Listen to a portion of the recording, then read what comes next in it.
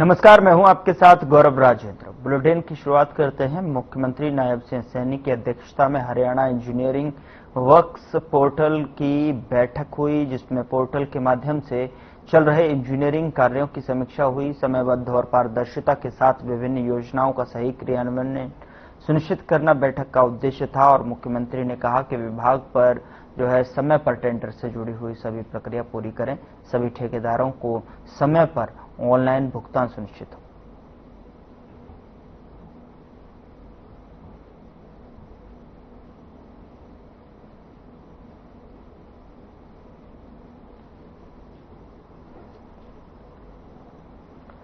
और इस बीच बड़ी खबर का रुख करते हैं। चंडीगढ़ से बड़ी खबर है, जहां पर सीएम नायब सिंह सैनी ने एक बैठक की। परियोजनाओं को लेकर समीक्षा बैठक की गई है। 100 करोड़ से बड़ी परियोजनाओं की समीक्षा।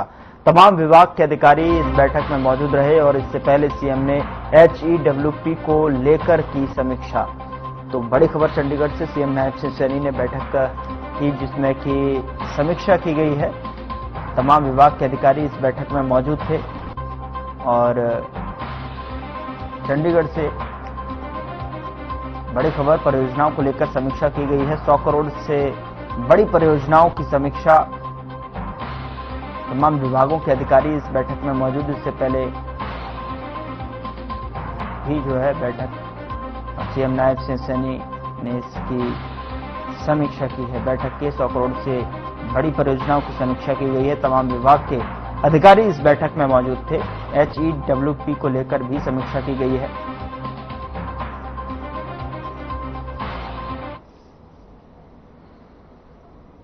खबरों में आगे बढ़ते हैं। मुख्यमंत्री नायब सिंह सैनी ने बुधवार को गुरुग्राम में जिला लोक संपर्क एवं कष्ट निवारण समिति की बैठक की अध्यक्षता की, जिसमें कुल 18 परिवादों में से 15 का मौके पर निपटारा किया गया। मुख्यमंत्री ने अधिकारियों को जन समस्याओं पर लापरवाही न बरतने की सख्त हिदायत दी है और पार्षदों को सीधे संपर्क की अनुमति दी है। उन्होंने कई परिवादियों से स्वयं फोन पर बातचीत कर समाधान की पुष्टि की है। सदर बाजार में कूड़े की शिकायत पर सैनिटरी इंस्पेक्टर के खिलाफ कार्रवाई के आदेश दिए गए हैं। वहीं बहोड़ा कला में शमशान घाट के रास्ते पर कब्जे और जैकबपुरा में सीवर ओवरफ्लो की समस्या को लेकर त्वरित कार्रवाई के निर्देश दिए गए।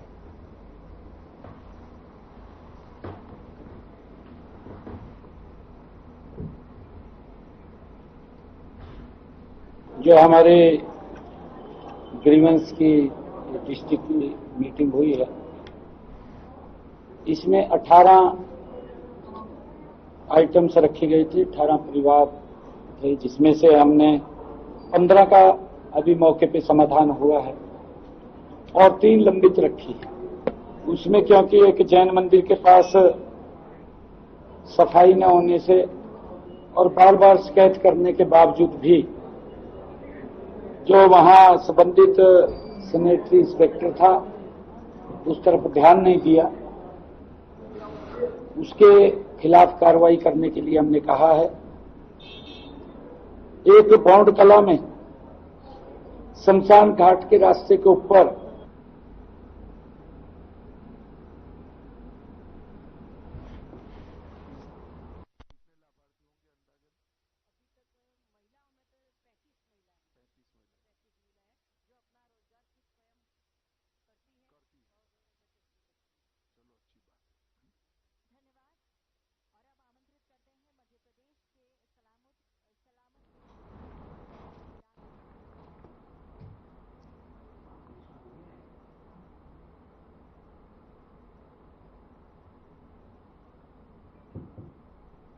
उधर हरियाणा की भविष्य की जरूरतों और अवसरों और चुनौतियों की तैयारी कर योजनाबद्ध तरीके से काम करने के लिए फ्यूचर विभाग की स्थापना होगी, जिसकी मंजूरी राज्यपाल की तरफ से दे दी गई है। दरअसल आपको बता दें कि इसके लिए अधिसूचना भी जारी हो गई है और तकनीक के नए क्षेत्रों में समन्वय में बढ़ाकर प्रोत्साहन देने के लिए ये विभाग काम करेगा। प्रशासनिक कार्यों में नवीनतम तकनीक के इस्तेमाल और समन्वय की निगरानी विभाग करेगा और साथ ही भविष्य की जरूरत को देखते हुए मानव संसाधन को एकीकृत भी करेगा। जल और ऊर्जा और कृषि के क्षेत्र के एकीकरण पर खास जोर रहेगा। सभी विभागों की रणनीतियों की निगरानी और मूल्यांकन का काम भी फ्यूचर विभाग करेगा।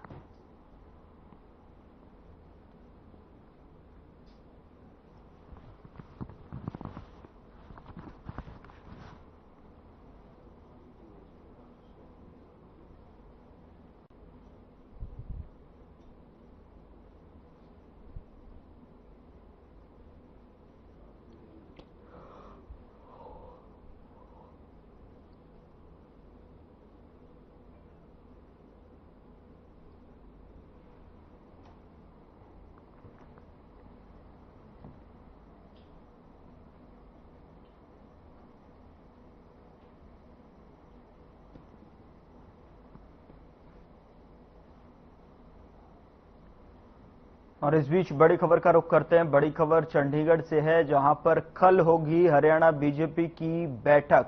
तो बड़ी खबर बैठक से जुड़ी हुई आप तक पहुंचा रहे हैं। हरियाणा बीजेपी से जुड़ी हुई ये खबर है, जहां पर कल के लिए जो है बैठक बुलाई गई है। कल हरियाणा बीजेपी की बैठक होगी और चंडीगढ़ और पंचकुला में ये बैठक आयोजित की जाएगी। सुबह 9 बजे सीएम आवास पर छोटी टोली की बैठक। सीएम नायब सिंह सैनी और प्रदेशाध्यक्ष इस बैठक में मौजूद रहेंगे।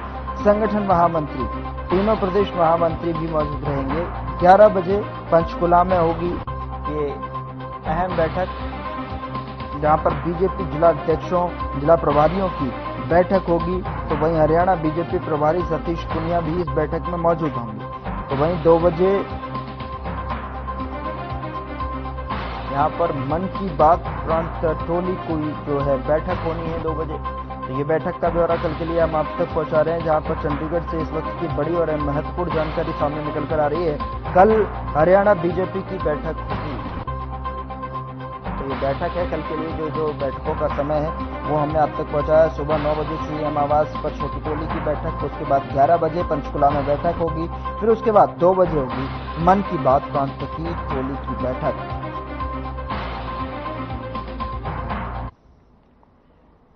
चलिए खबरों में आगे बढ़ते हैं। हरियाणा ने स्वच्छता के क्षेत्र में एक ऐतिहासिक उपलब्धि हासिल की है। स्वच्छ भारत अभियान के तहत में स्वच्छता सर्वेक्षण में हरियाणा को पुरस्कार मिला है। आपको बता दें कि स्वच्छता सर्वेक्षण में स्वच्छ शहर की कैटेगरी में तीसरा स्थान मिला है। राष्ट्रपति द्रौपदी मुर्मू ने प्रदेश के कैबिनेट मंत्री विपुल गोयल को पुरस्कार से नवाजा। तो वहीं इस अवसर पर केंद्रीय मंत्री मनोहर लाल भी कार्यक्रम में मौजूद रहे। दरअसल स्वच्छ सर्वेक्षण 2024-25 में करनाल को 50,000 से 3 लाख की आबादी वाले तीसरे सबसे स्वच्छ शहर का अवार्ड मिला है। कैबिनेट मंत्री के साथ में करनाल महापौर रेणुबाला गुप्ता भी मौजूद रहीं, जिसके बाद विपुल गोयल ने कहा कि यह अवार्ड प्रधानमंत्री नरेंद्र मोदी के स्वच्छ भारत अभियान में हरियाणा की उपस्थिति का प्रतीक है। मुख्यमंत्री नायब सिंह सैनी के नेतृत्व में आने वाले वक्त में स्वच्छता की दिशा में प्रदेश सरकार नए आयाम स्थापित करेगी।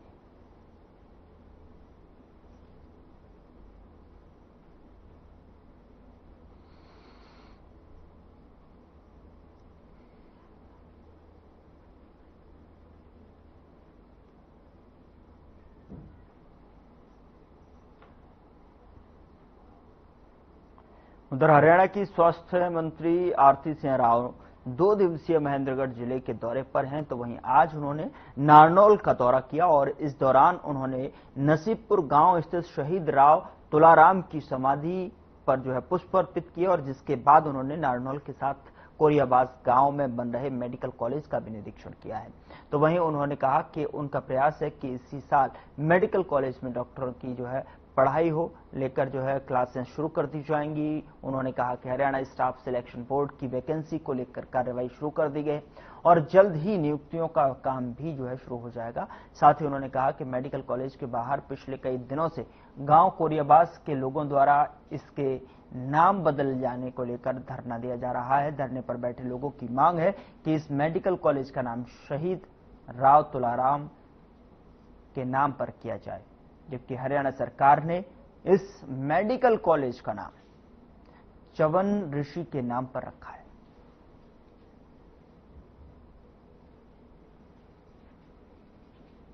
इसका अस्पताल विंग और इसका एकेडमिक ब्लॉक दोनों तैयार हैं पूरी तरह और रेजिडेंशियल आधा तैयार है, रहने लायक है। बच्चों को एकेडमिक पहला साल शुरू करने लायक हो गया है बिल्कुल बिल्डिंग के हिसाब से।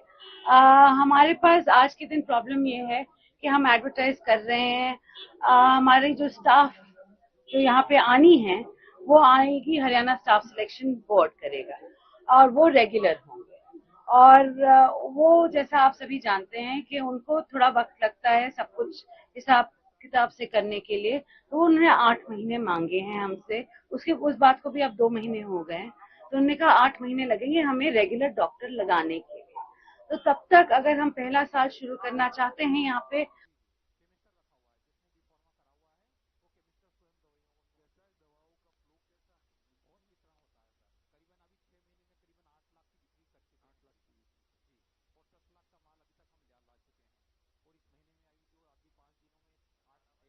निर्वाचित अध्यक्ष महेश झुरण और 16 पार्षदों ने पद और गोपनीयता की जो है यहाँ पर शपथ ली। यह केवल एक औपचारिकता नहीं बल्कि कालांवाली के समग्र विकास की दिशा में एक ठोस कदम था।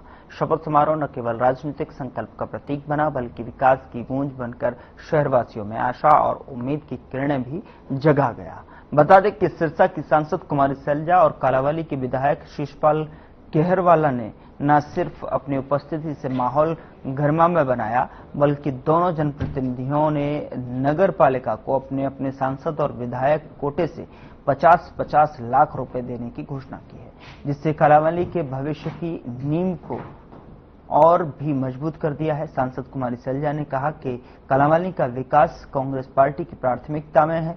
यह शहर व्यापार, भाईचारे और सामाजिक सौहार्द का गढ़ है और इसका सर्वांगीण विकास जरूरी है।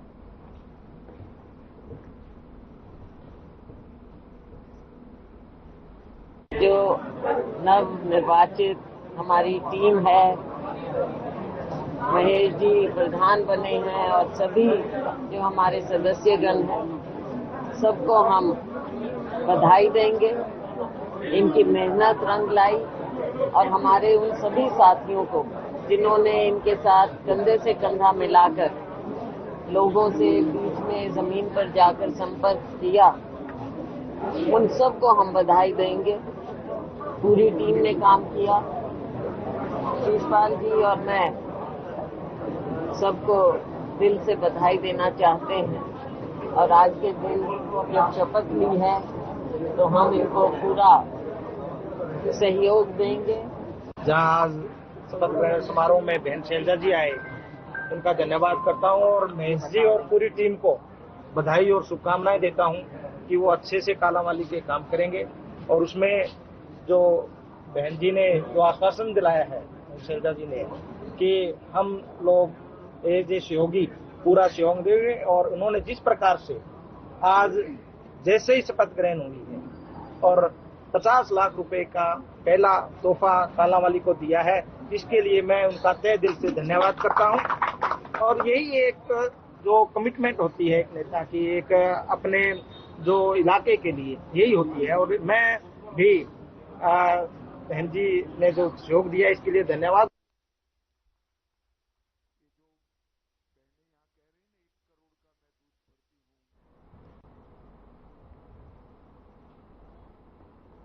गुरुग्राम से इस बीच बड़ी खबर आ रही है, जहां पर फाजिलपुरिया पर फायरिंग का मामला सामने आया है, जहां पर गोली चलाने के मामले में एक गिरफ्तार किया गया है। क्राइम यूनिट सेक्टर 40 ने जो है उसको काबू किया है। रास्तों और ठिकानों की रेकी कर सूचना दी, रेकी के आधार पर फायरिंग को अंजाम दिया गया। बड़ी खबर गुरुग्राम से आप तक पहुंचा रहे हैं। सोशल मीडिया पर पोस्ट है वो वायरल हुई। 5 करोड़ रुपए की देनदारी से जुड़ा है पूरा मामला। फाजिलपुरिया ने लिए थे 5 करोड़ रुपए का। फेमस होने के बाद फोन उठाना भी बंद किया था। पुलिस हर एंगल से इसकी जांच करने में जुटी हुई है। तो गुरुग्राम से बड़ी खबर आप तक पहुंचा रहे हैं। फाजिलपुरिया से जुड़ी हुई बीते दिनों जो है फाजिलपुरिया पर फायरिंग का मामला सामने आया था, उससे जुड़ी हुई ये खबर, जहां पर फाजिलपुरिया पर फायरिंग का ये पूरा मामले को देखते हुए पुलिस जो है पूरी तरीके से मतलब दिखाई दे रही है। क्राइम यूनिट ने जो है सेक्टर 40 से गिरफ्तार किया है, काबू किया है और रेकी के आधार पर फायरिंग को अंजाम दिया गया। बड़ी खबर फाजिलपुरिया पर फायरिंग के मामले से निकलकर आ रही है, जहां पर गोली चलाने के मामले में एक गिरफ्तार हुआ है। क्राइम यूनिट सेक्टर 40 से जो है काबू किया गया। 5 करोड़ रुपए उधार लिए थे फाजिलपुरिया ने, वो जो है देनदारी का ये पूरा मामला बताया जा रहा है। हर एंगल से जांच में जुटी हुई है टीम।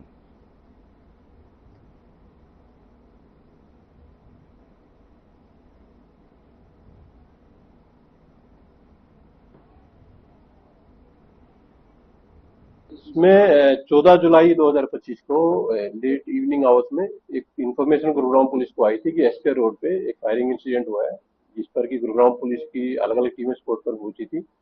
तो काफी स्पॉट पर मेहनत करने के बाद एक बुलेट मार्क स्पॉट पर पुलिस को मिला था, जिसके ऊपर की लेटर ऑन विक्टिम के द्वारा दी गई कंप्लेंट के ऊपर पुलिस के द्वारा एफआईआर रजिस्टर कर ली गई थी।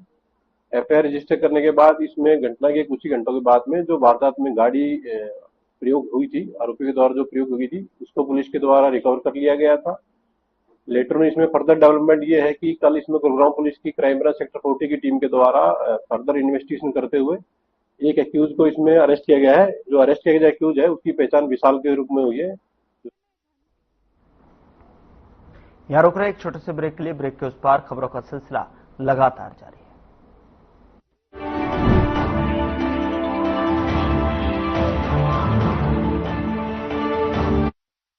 क्या आप जिम जाते हैं, कसरत करते हैं, फिर भी आपकी सेहत नहीं बनती? काजू बादाम किशमिश मेवे प्रोटीन के डिब्बे खाते हैं फिर भी कुछ असर नहीं होता, तो इसका मतलब है आपका पाचन तंत्र खराब है। और जब तक के पाचन तंत्र दुरुस्त नहीं होगा, आप जितना मर्जी अच्छे से अच्छा खा लो, आपकी सेहत नहीं बन सकती। इसलिए हमारी संस्था सन्यासी आयुर्वेदा ने एक ऐसी दवा का निर्माण किया है जो कि आपके लिवर, आपके पाचन तंत्र को दुरुस्त करने का काम करती है, ताकि आप जो भी खाएं उसका पूरे का पूरा निचोड़ आपके शरीर को लगे, आपकी भूख बढ़े, खाया पिया सही से लगे, नया खून बने, हड्डियों में जान आए, वजन बढ़े और आप मोटे तगड़े खूबसूरत पर्सनैलिटी के मालिक बन जाएं। सिर्फ 699 रुपए की पूरे 1 महीने की दवा होती है और आप इसे घर बैठे 01145454545 पर फोन करके दवा मंगवा सकते हैं।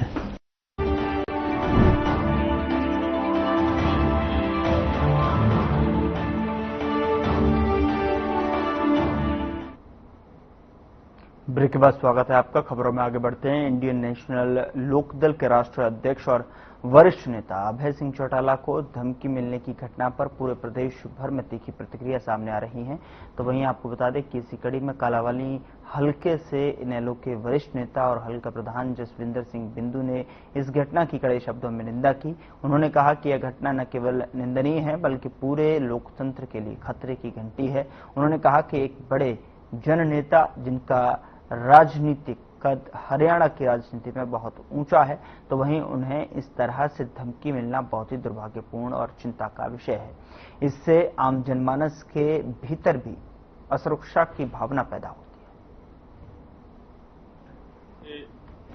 राजनेता को धमकी मिलना बहुत ही मंदभागी बात है। क्यों?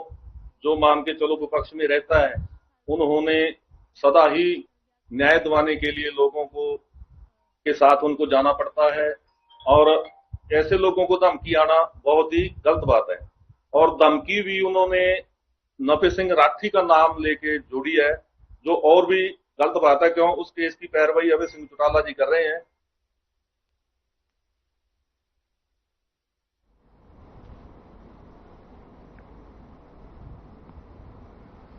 उधर सिखों के सर्वोच्च धार्मिक स्थल सचखंड श्री हरमिंदर साहिब को उड़ाने की धमकी भरी ईमेल सामने आने के बाद पूरे पंजाब में हड़कंप मच गया है। इस गंभीर प्रकरण पर तख्त श्री दमदमा साहिब के कार्यकारी जथेदार बलजीत सिंह दादूवाल ने कड़ा संज्ञान लेते हुए पंजाब सरकार और पंजाब पुलिस से मामले को गंभीरता से लेने की अपील की है। दादूवाल ने कहा कि इस ईमेल केवल धार्मिक स्थल को निशाना बनाने की चेतावनी नहीं बल्कि पूरे देश की सांप्रदायिक सौहार्द को चोट पहुंचाने की साजिश है। दादूवाल ने यह भी कहा कि हरमिंदर साहिब की सुरक्षा को लेकर कोई भी चूक बर्दाश्त नहीं की जाएगी। साथ ही उन्होंने कहा कि पंजाब सरकार को इस मामले में केंद्र सरकार का सहयोग लेकर फौरन जांच तेज करनी चाहिए। दादूवाल ने अभय चौटाला को मिली धमकी को लेकर भी चिंता जताई और कहा कि यह दर्शाता है कि मामला केवल धार्मिक नहीं बल्कि राजनीतिक नेताओं को भी टारगेट करने का प्रयास कर रहे हैं। और देश विदेश ਦੀਆਂ ਸੰਗਤਾਂ ਹਮੇਸ਼ਾ ਸਿੱਖ ਦੀ ਤੇ ਅਰਦਾਸ ਆ ਕਿ ਸੱਚਖੰਡ ਸ੍ਰੀ ਦਰਬਾਰ ਸਾਹਿਬ ਸ੍ਰੀ ਅੰਮ੍ਰਿਤਸਰ ਸਾਹਿਬ ਦੇ ਦਰਸ਼ਨ ਇਸ਼ਨਾਨ ਸਿੱਖ ਨਿਤ ਮੰਗਦਾ। ਪਰ ਇਹ ਜਿਹੜੀ ਸਾਜ਼ਿਸ਼ ਆ ਇਹੀ ਅਸੀਂ ਅਪੀਲ ਕਰਨ ਵਾਸਤੇ ਅੱਜ ਮੀਡੀਆ ਦਾ ਸਹਾਰਾ ਲਿਆ ਕਿ ਪੰਜਾਬ ਸਰਕਾਰ ਪੰਜਾਬ ਪੁਲਿਸ ਇਸ ਦਹਿਸ਼ਤ ਫੈਲਾਉਣ ਵਾਲੇ ਲੋਕਾਂ ਨੂੰ कि उन्होंने की मनसा की है, वो साजिश की है, वो साजिश नूं नंगा किया जाए तो उन्होंने गिरफ्तार करके सख्त सजावां दित्तियां जाण और इस चौकसी सावधानी भी वरती जाए।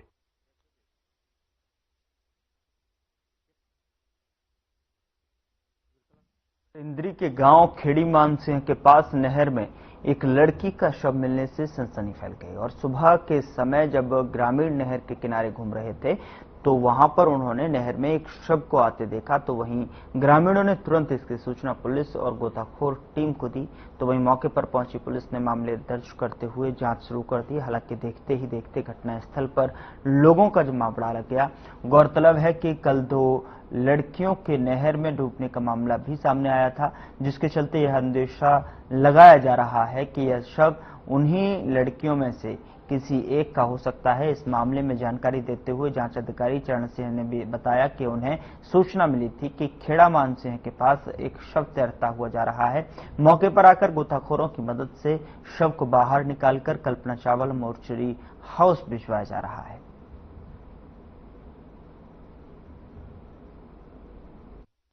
सालों से इंसानियत की फ्री फूड सेवा निभा रही है, तो आज हजारों लाखों बहन भाई हमारे साथ जुड़े हुए हैं।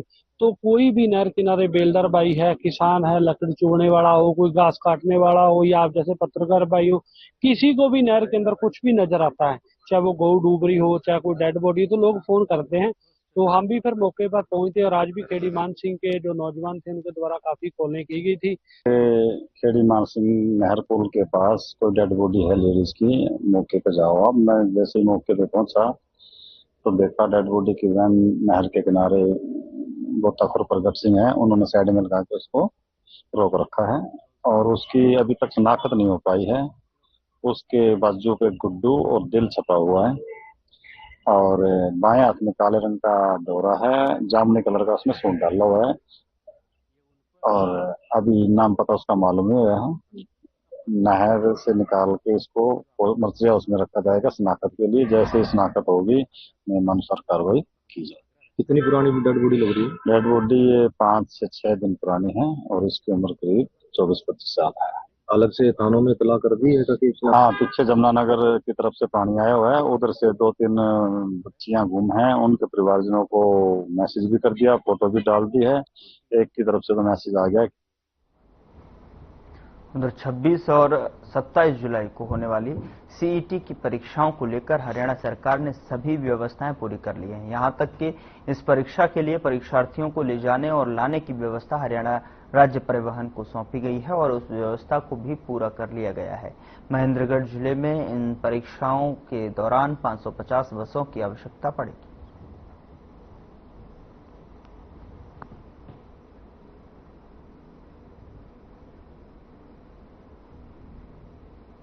इसमें हमने कल भी मीटिंग हुई थी माननीय मुख्यमंत्री महोदय के चीफ सेक्रेटरी ऑफिस से। इसमें हमारे जिले को 550 बसों की आवश्यकता रहेगी, जिसके लिए हमने सारा तालमेल आरटीओ ऑफिस व कोऑपरेटिव बसों के साथ कर लिया गया है। रूट निर्धारित कर लिए गए हैं। पब्लिक व स्टूडेंटों को किसी प्रकार की किसी तरह की शिकायत नहीं आने दी जाएगी और सारा स्टाफ डेप्यूट है।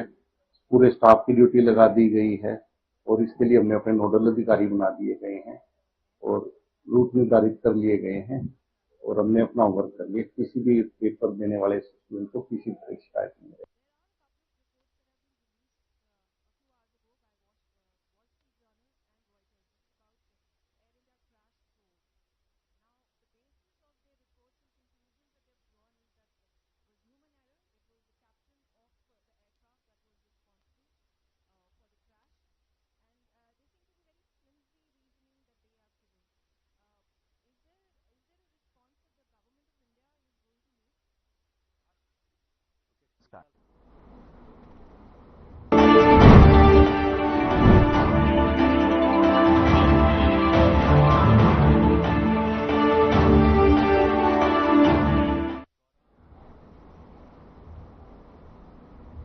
फिलहाल बुलेटिन में इतना ही। नमस्कार।